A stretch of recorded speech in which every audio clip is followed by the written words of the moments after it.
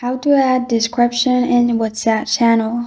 Hi everyone, I'm here to assist you today. Without any delay, let's jump right in. First, open WhatsApp on your device. Make sure you're logged into your WhatsApp account. And then click on Updates at the bottom. And here, click on the channel.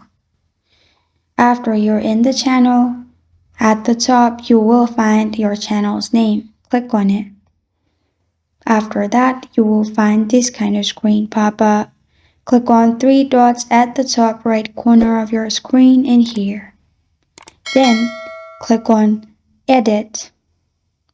After you click on Edit, you will find Describe your channel option. In here, add description as you want and press on Save Changes at the bottom.